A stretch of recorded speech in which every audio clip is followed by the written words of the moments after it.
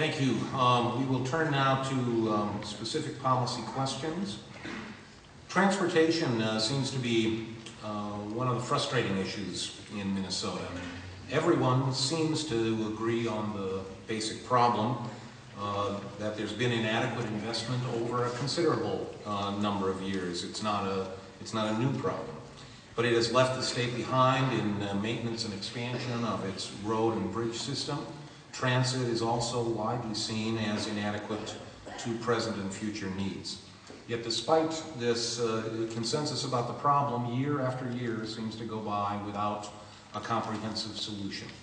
Citizens wonder why, and maybe you can help us understand what is the difficulty with finding a comprehensive solution to these transportation needs.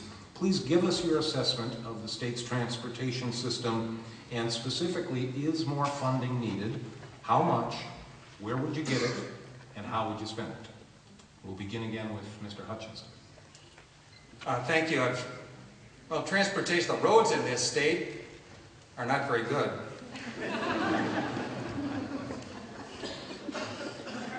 Look, I don't disagree with the governor in the sense that I think things are pretty good in Minnesota, but you don't have to believe that everything stinks to pay attention to the odor that suggests that we got problems.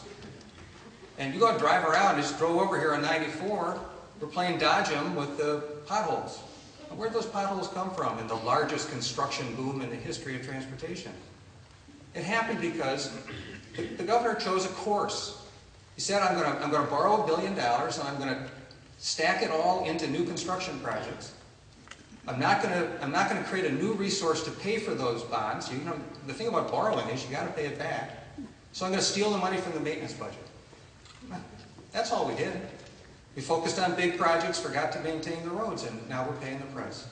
And the price is huge, and it's getting worse over time. We do need to fix our roads. We need to fix our roads. We also need to secure transit.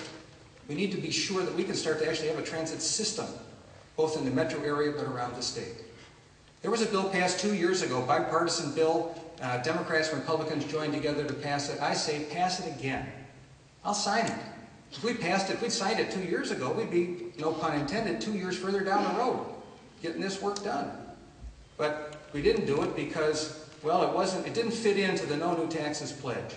Well, folks, we paid the price, and we're paying the price every day. You may not call it a tax, and sometimes we don't call a tax a real tax, but we're paying this tax in congestion, in maintaining our cars and waiting in line.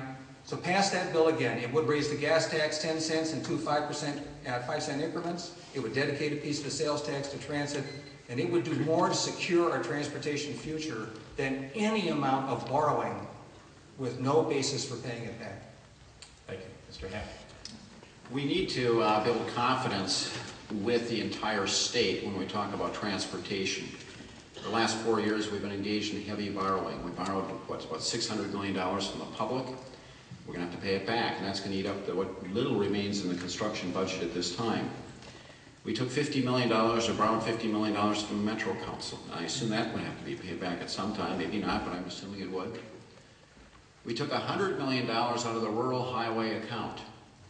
Basically, no funding occurred in rural Minnesota. Now, I'm betting most of the people here in the metropolitan area, and I can understand some of them saying, well, I never go out there, so what do I care? But 2/3 of deaths occur in rural Minnesota, and 2/3 of highway accidents occur in rural Minnesota, or personal injuries occur in rural Minnesota. And the roads are deteriorating. You divide the state when you take a metrocentric approach to what we do as a state. And I can guarantee you people in rural Minnesota and greater Minnesota resent the idea that everything becomes focused on just the metropolitan area. I say that because you got to build confidence. If you ever talk about revenue, you better talk about building confidence with this entire state when you talk about a transportation system. We haven't been doing that. When Highway 53 was proposed, $50 million was earmarked by the federal government for construction up on the range going to International Falls. The state, for the first time in history, refused to match it. It would have been $10 million. It would have been $60 million of economic activity, a safer road where a lot of injuries and deaths have occurred, and it would have probably resulted in about $5 to $7 million of additional revenue coming into the state, so the net would have been substantially less, but we passed it up. We need to build trust before we talk about the revenue side of this equation. Thank you. Mr. Valenti. Thank you. As Provost Sullivan said at the onset of the debate, they're trying to, through this debate, increase civil discourse about policy challenges and opportunities and visions for the future of Minnesota. And this is one where we just have honest disagreements about what's the best approach for the future of the state. First, as to what we did in my time as governor in 3.5 years, it's not fair to take a 20-year backlog, and that's what it was. No governor, no legislature did anything new or additional for transportation funding, literally for 20 years or more, and then say Valenti should fix it all in 36 months. Now, we can't do a 20-year backlog in 36 months, but we have made more progress in this regard than any other administration in modern history by far.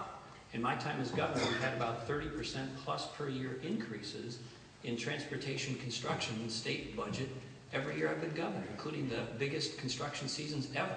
And if you don't believe it, please look around the new projects in the metro and in rural Minnesota. In addition, for the first time ever now, we have a comprehensive transit picture developing and system developing in Minnesota with the Northwest Busway from Rogers to Minneapolis, with the North Star Corridor from Big Lake to Minneapolis, with Hiawatha from the Mall of America to Minneapolis, the Central Corridor likely from St. Paul to Minneapolis, the planning for Red Rock Corridor from St. Paul to Hastings, plus many more.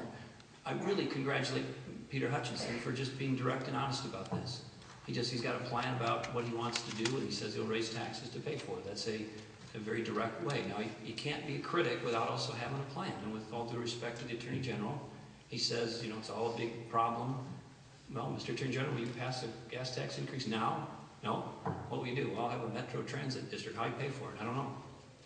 And you can't come and kind of rain all over the parade and then not have an answer. So I'm hoping we'll get a clarification of that tonight.